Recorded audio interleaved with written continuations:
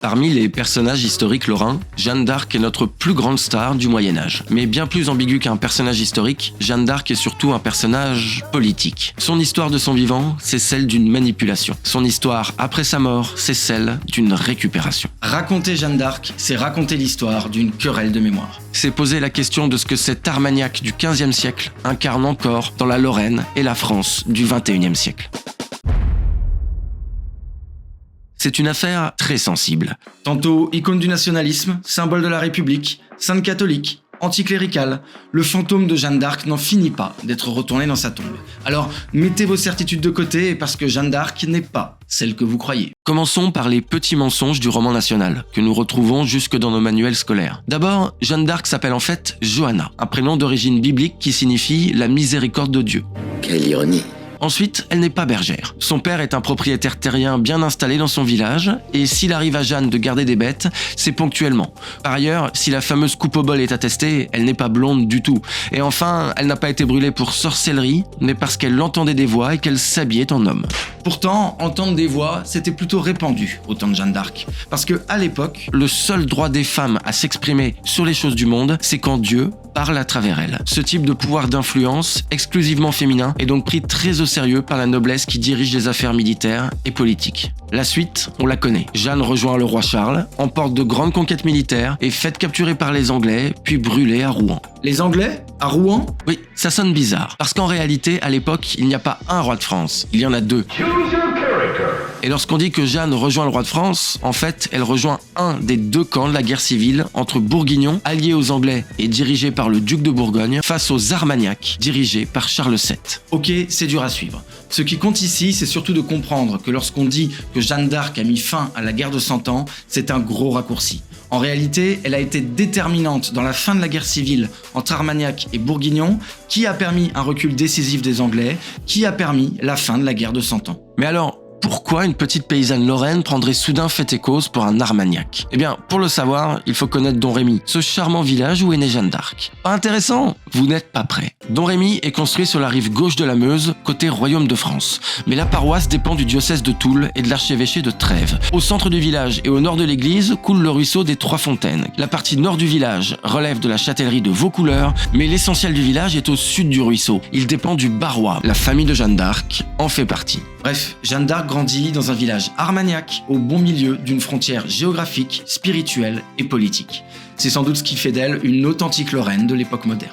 Mais nous l'avons dit, son histoire ne s'arrête pas au bûcher, loin de là. 20 ans après sa mort, Charles VII gagne la bataille de Castillon et met fin à la guerre de 100 ans avec l'Angleterre, et lance la longue histoire de 500 ans de récupération politique. Nous avons vu que la condamnation de Jeanne d'Arc était largement due à la guerre civile qui ravageait la France à l'époque. Une condamnation opportuniste pour un clergé qui se cherchait un camp. Alors, quand la guerre de 100 ans se termine et que Charles VII monte sur le trône, la réhabilitation de Jeanne la Pucelle peut enfin commencer. En 1456, sa condamnation est annulée par l'Église. Un siècle plus tard, lors des terribles guerres de religion, sa mémoire est réactivée pour devenir une icône des catholiques qui massacrent les Huguenots sous son patronage. C'est d'ailleurs au cœur de cette autre page sombre que le village de Domrémy devient Domrémy la Pucelle. Dès lors, Jeanne d'Arc devient une icône guerrière et religieuse, discrètement mais fermement ancrée dans la mémoire collective française. Pendant le siècle des Lumières, le fantôme de Jeanne commence à en prendre pour son grade. Voltaire et Beaumarchais en feront le symbole d'un clergé rabougri et hypocrite, ridiculisé par ses privilèges et ses tartufferies. Il faudra attendre la Révolution de 1830 et la monarchie de Juillet pour que les choses sérieuses recommencent. Obsédé par la modernisation de la monarchie, le roi Louis-Philippe et son chef du gouvernement, François Guizot,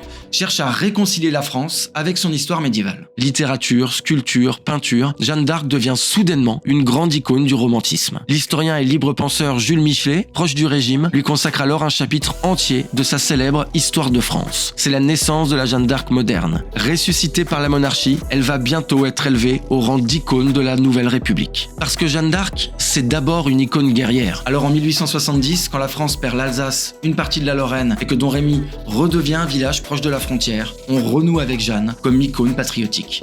Exaltée par Victor Hugo, elle devient une référence pour toute la Troisième République. De Clémenceau à Jaurès, on fait de Jeanne le symbole d'une France conquérante et fière d'elle-même. Une fille du peuple trahie par son roi et brûlée par son église, qui fera son entrée dans les livres d'histoire de l'école obligatoire et laïque. Et c'est là que les choses se corsent, parce que du côté des monarchistes et du clergé, on ne voit pas d'un très bon œil cette réappropriation par les laïcs et les républicains de la mémoire de leur Pucelle d'Orléans. Alors il est temps de passer à l'offensive politique. Du côté de Rome d'abord. En 1897, le clergé catholique ouvre la révision du procès de Jeanne d'Arc. En 1909, elle est officiellement canonisée. Elle devient une sainte au regard de la même église que celle qui l'avait envoyée au bûcher. Dans les années 20, elle se voit même accorder le titre de sainte patronne secondaire des Français, juste derrière la Vierge Marie. Rien que ça. C'est d'ailleurs dans la même lettre de reconnaissance papale, en 1922, que le pape assurera pour la première fois à la France républicaine sa place de fille aînée de l'Église. Du côté des monarchistes, on laisse la main. C'est désormais le nationalisme autoritaire qui reprendra la place de principal opposant à la République à l'extrême droite du Parlement. En 1904, le journaliste Édouard Drumont exalte l'essence française de Jeanne la Pucelle. Il alimente la fameuse légende de la sainte blonde, une celte de souche. Et il transposera la détestation de l'anglais par la détestation des juifs et des francs-maçons. Jean Jaurès est même provoqué en duel lorsque son journal, L'Humanité, se moque de manifestations nationalistes en mémoire de Jeanne d'Arc. En 1920, le député de Domrémy, Toul-et-Nancy, le célèbre Maurice Barrès, fera d'ailleurs officiellement du 8 mai, jour de l'armistice, la date officielle de la commémoration de Jeanne d'Arc. Et bien sûr, c'est le régime de Vichy qui viendra parachever cette appropriation de Jeanne d'Arc par l'extrême droite. Robert Brasillac agitera l'image d'une sainte clairement affiliée à la Révolution nationale du maréchal Pétain, une icône des bons Français attachés à la terre contre le fameux complot judéo-maçonnique. En 1944, lors de la Libération et pendant des bombardements anglais sur la Normandie, le régime imprimera cette affiche morbide pour instrumentaliser jusqu'au bout la mémoire de Jeanne d'Arc. Ce qui nous amène naturellement à Jean-Marie Le Pen. En 1988, alors que le 1er mai est une fête des travailleurs qui mobilise depuis un siècle toute la gauche française, le chef du Front National décide d'en faire la nouvelle date de commémoration de Jeanne d'Arc au bénéfice de son seul parti. De nos jours, alors que seule la mémoire nationaliste semble toujours attachée à Jeanne d'Arc, la Pucelle d'Orléans nous prouve qu'en politique, quand on délaisse une mémoire, on finit par l'abandonner à un seul camp. On transforme une figure complexe en icône de propagande simpliste. Sportif, non ?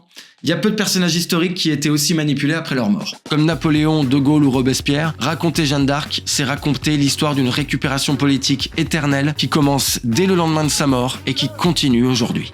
Et pendant ce temps, au pied des Vosges, où naquit il y a longtemps une petite Johanna d'Arc, fille de Jacques et d'Isabelle, on chérit la mémoire d'une enfant du pays qui, par la simple force de ses convictions, a changé le destin de tout un pays. De quoi se demander à quoi ressemblerait la France si Jacques et Isabelle d'Arc, un beau matin de 15e siècle, étaient parvenus à retenir leur petite Jeanne. Le Chardon, c'est le nouveau média des Pays Lorrains qui part du local pour parler des grandes questions de société. Portraits de personnalités, de personnages historiques qui ont marqué la France, mais aussi grands enjeux du présent, comme l'industrie, l'agriculture, résumé de l'actualité locale. C'est tout ça et plein d'autres choses qui vous attend sur cette chaîne. Alors si vous voulez suivre l'aventure, abonnez-vous.